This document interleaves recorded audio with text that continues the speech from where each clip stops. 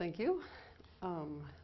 Well, as you know, my name is Margot Brouwer, and I'm a postdoc here at the Kaptein Astronomical Institute in Groningen, as well as at the University of Amsterdam. And for my whole scientific career up to now, my main scientific question has been, what is dark matter?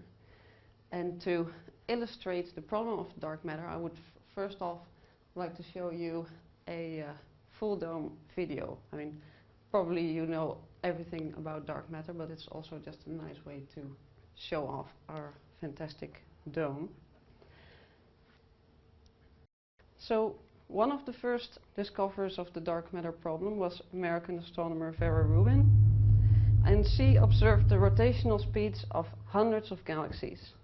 And when she measured the speed of stars as they rotated around the center of the galaxy, she observed that their velocity did not decrease further away from the center, but actually they remained the same. And this is unlike what we would expect from Einstein's laws of gravity, which work so accurately in our solar system. In fact, when we use Einstein's laws to predict the gravitational pull of the visible matter, like the stars and gas in the galaxy, we find that it is too low to balance the high rotational speed of the outer stars, and that actually the galaxy should be flying apart. Now, the fact that this does not happen means that there exists an additional gravitational force. And this additional force can have two explanations. Either there exists a halo of invisible particles around each galaxy, which we call dark matter, or Einstein's laws of gravity need to be revised in order to describe gravity at the scales of galaxies, and even at larger scales up to those of the structure of the whole universe. Now, as you know, Verlinde would probably opt for the second option, and in fact he has found that calculating the emergent gravitational force of normal matter in a universe that contains dark energy exposes an extra gravitational component. So he claims that this extra gravitational component can explain the excess gravity that we find at galactic and larger scales without invoking dark matter. So if we go back to my slides, then I can show you the equation that he derives in his 2016 paper for this additional gravitational component, which he calls apparent dark matter. So this equation just shows the amount of the distribution of apparent dark matter, md, as a function of the radius r, which you can derive from a distribution of normal baryonic matter, mb, as a function of radius r. And the rest of this equation actually only contains measurable cosmological or physical quantities, such as Newton's gravitational constant g, the speed of light c, and the Hubble constant h0, which contributes the information on dark energy into this equation. So, following this equation, we can actually directly predict the amount of apparent dark matter, which is just a simple way to describe this extra gravitational force that emerges from Verlinde's theory, directly from the baryonic mass distribution without any further free parameters. So when I first saw this equation at the talk in the University of Amsterdam, I was doing my PhD studying or using weak gravitational lensing to measure the dark matter distribution around galaxies. So just to show you the concept of weak gravitational lensing, I would like to show you another full dome video on this concept. So according to Einstein's theory of general relativity, massive objects bend spacetime, causing the path of light rays to be deflected. And this means that from our viewpoint, images of background galaxies are distorted by the gravitational field of foreground galaxies, which give them a banana-like shape, as you see in these images. And the amount of distortion allows us to reconstruct the gravitational field of foreground galaxies. So, when I first saw Verlinde's apparent dark matter equation, I immediately realized that it would be very easy for me to test Verlinde's theory using the same method. The only thing I had to do was, well, using the visible mass of galaxies, which we can, the luminous mass of galaxies, which we can try to observe with our telescopes, and use this equation to convert it into the predicted apparent dark matter distribution. Then, of course, I have to make the following assumption, that the apparent dark matter distribution, or the gravitational potential of the apparent dark matter, bends light exactly as it does in general relativity. But when I make this assumption, then I can predict the gravitational lensing effect of the apparent dark matter. And doing my weak gravitational lensing measurements, I can compare this prediction from Erik Verlinde's theory to the measured lensing effect around galaxies. Now, this all seems quite simple until I encountered that this equation comes with a little disclaimer, namely that the apparent dark matter equation is only an approximation of an underlying phenomenon, which Erik and Manes have told you all about, which means that this equation is only valid for radially symmetric, isolated and static mass distributions. Now, for an astronomer like me, this is a little bit like having a spherical cow, because, well, I don't study cows, but I study galaxies, and I know for a fact that galaxies tend to be non-spherical, just like most cows, and also that galaxies tend to cluster together, just like cows, coincidentally, and that, like cows, galaxies can be very dynamical. And to show you just how dynamical galaxies can get, I would like to show another full dome video. And this is a video about, well, two very famous big clusters of galaxies. And the galaxies, so two big groups of galaxies that are known as the bullet cluster. So the galaxies are here shown in white, and the surrounding hot gas of the galaxies in red, and the gravity, which is also measured by gravitational lensing, is shown in blue. And 150 million years ago, these two clusters collided with each other.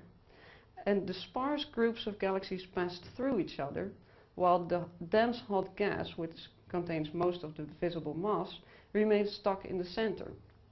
Now, as you can see, most of the blue gravity is not observed at the location where most of the visible mass is, which is red. And this proves that the dark matter effect is not strictly bound to normal matter. Now, this situation is much easier to explain with dark matter particles, which can behave separately from normal matter, and is a bit harder to explain with the theory of modified gravity, although of course that does not stop people from trying. But it does mean that observations like the bullet cluster are very important issues to be addressed in a future dynamical version of Verlinde's emergent gravity theory.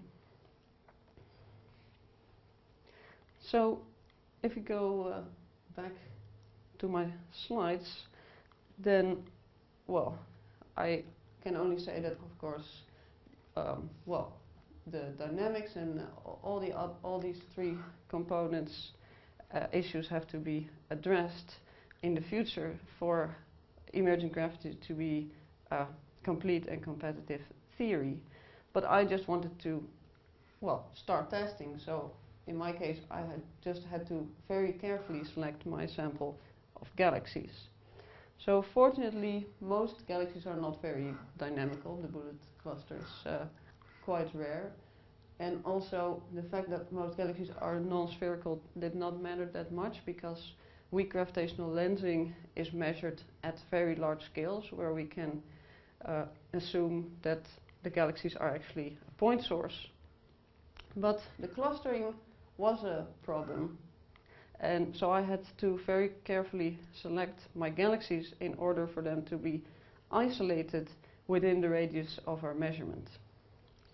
But with all these disclaimers out of the way, and having carefully selected my galaxy sample, I could start doing gravitational lensing. And as I told you, gravitational lensing works because space-time is bent by the mass of these two foreground galaxies, and the images of these background galaxies are distorted because their light travels through the curved space-time.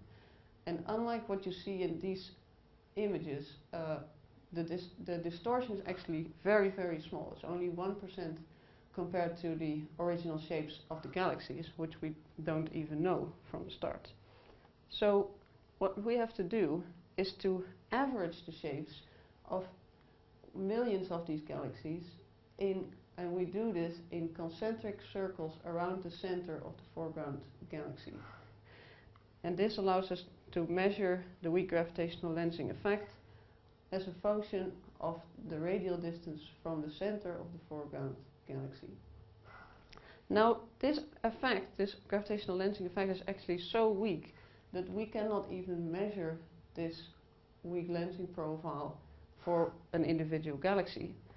But we have to stack the lensing profiles around many different foreground galaxies, hundreds or sometimes thousands, in order to boost the signal even further and to get a significant lensing signal like this. But when we have this weak gravitational lensing profile for an average sample of galaxies, then we can use all kinds of models and predictions and compare them to our observations in order to see which works best. So the background galaxies, in this case, that I used to study to measure the weak gravitational lensing effect, are observed by the kilodegree survey, which is done at the Very Large Survey Telescope in Chile. And this survey is actually ideal for our study because it was especially designed to measure the weak gravitational lensing effect and to do these kinds of studies. The foreground galaxies, so the ones that are on the foreground where I actually study the gravitational potential around, are observed by the Galaxy and Mass Assembly Survey, or GAMA, which is a spectroscopic survey. And this means that for each individual galaxy we have a complete spectroscopic information. So we have spectroscopic redshifts, we have very accurate luminosities which we can use to estimate very accurately the stellar masses, and we know very accurately like if galaxies are in groups and in what surroundings, what's the relation of the galaxies to the surrounding galaxies. And this is of course important because I only want to select the most isolated galaxies for my sample. So to show you just how amazing this is, I would like to show you one final full dome video. And this is a fly-through of the GAMA survey. So what I'm going to show you is just one of the 3 equatorial fields of the GAMA survey. And we're going to enter it and we're going to fly through it. So these galaxies that you see, all these locations are actually the true locations of all the galaxies in this gamma field. And you can see that the galaxies are, as I said, not randomly distributed, but very much clustered. But because of the accurate locations measured by the GAMA survey, I could very accurately select only the galaxies that were isolated within the radius of our measurement. Now, when we go back, unfortunately, to the slides, we can finally see the resulting measurement. So these are the final results of my study. The gravitational lensing profiles of more than 33,000 isolated galaxies from the sample that we were just flying through. On the y-axis, you see the strength of the lensing signal, which is shown by the white dots with error bars. And on the x-axis, you see the radial distance from the center of the galaxies. And this goes from a radius of 30 kiloparsec to 3 megaparsec. 30 kiloparsec is about the radius of a regular galaxy, of the stars and the gas of a regular galaxy. And 3 megaparsec is a scale that's actually 100 times larger than the galaxy itself. So we're really looking at scales that are outside of the baryonic mass of the galaxies. And the 4 panels consist of 4 different galaxy samples of increasing baryonic mass of the galaxies. So these are the baryonic masses of the galaxies, and these masses are, as I said, used to calculate the prediction from emergent gravity. So the prediction from emergent gravity is shown as these straight yellow lines. And I want to again stress that this is not a fit, but a direct prediction that results only from the baryonic masses, the measured baryonic masses of the galaxies, and the equation that I showed earlier. Now, we also compare our data to a very simple dark matter halo model, which is shown in green, which is just an NFW, Navarro-Franken-White profile with the masses of the dark matter halo as a free parameter in each of the 4 panels.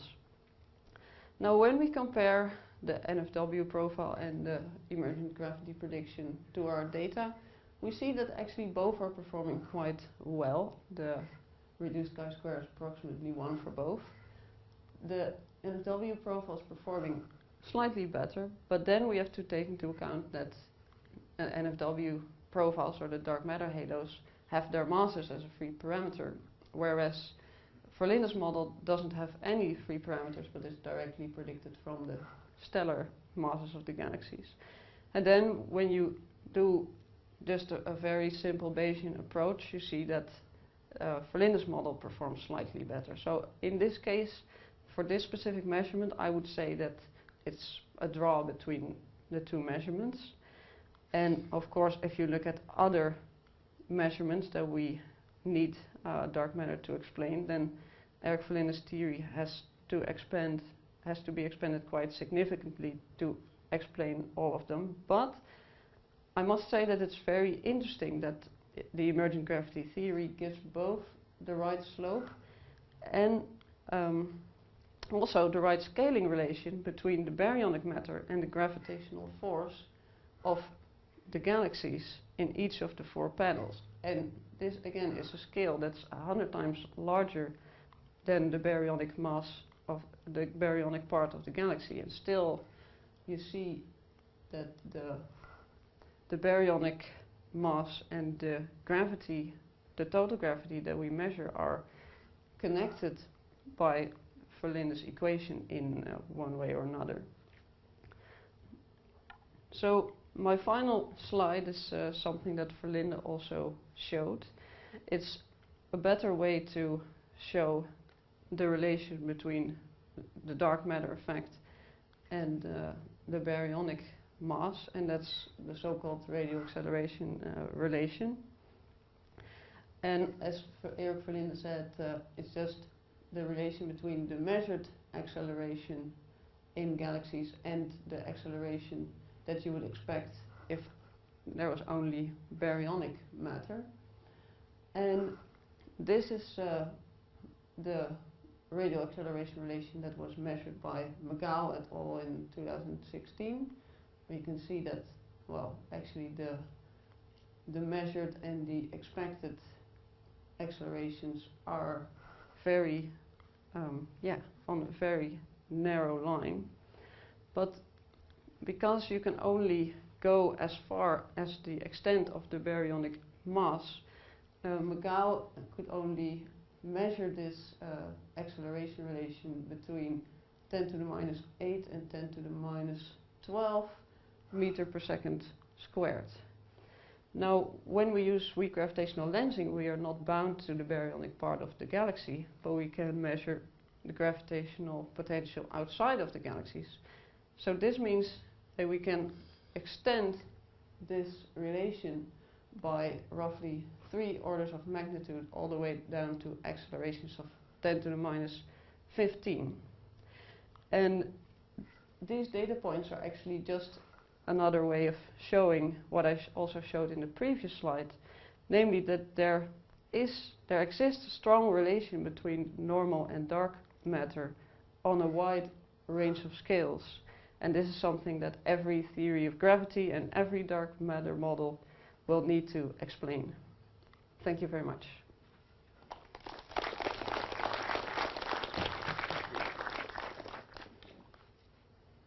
Any questions? Yeah, there in the back. Oh, we also have a microphone that we can throw. So I should throw it, huh? Yeah. Are you ready? Whoa. Does the effect of this dark matter depend on redshift? Ooh, that's a very good question. Because in the apparent dark matter formula there appears, for instance, the Hubble constant, which, as we know, was not really constant in the evolution of the universe. Exactly. So, I mean, I might about the theoretical background, you might want to ask Eric Verlinde, but indeed, if in a time-dependent version of Verlinde's theory, you would expect that the Hubble constant indeed changes, and that would indeed change the effect of the apparent dark matter. And I've, of course, taken this into account also in my research. And, well, in fact, what I have done is to check whether the effect would be very big on the prediction. So the redshifts of these galaxies that I used is around 0.2. So then when you, so these are still relatively low redshifts, so that the effect would be only, well, not more than 5% according to my calculations. But if you would go to really higher redshifts, then this would indeed cause an effect. And is that observationally feasible also in the current setup? I know that there are people that are hard at work to try to measure how the mass to light ratio, or the amount of dark matter in galaxies changes as a function of redshift. And yeah, so there are people who are trying to measure it, but it's really hard because you get all kinds of biases when you, well, yeah. When you go further away, you are prone to observational biases. I know people that are working on it, and but yeah, there's not currently a very hard set of observations that we can say, oh, it goes up or it goes down. But yeah, I know that people are working hard on it. All right, thanks. Okay, I think let's thank the speaker once more.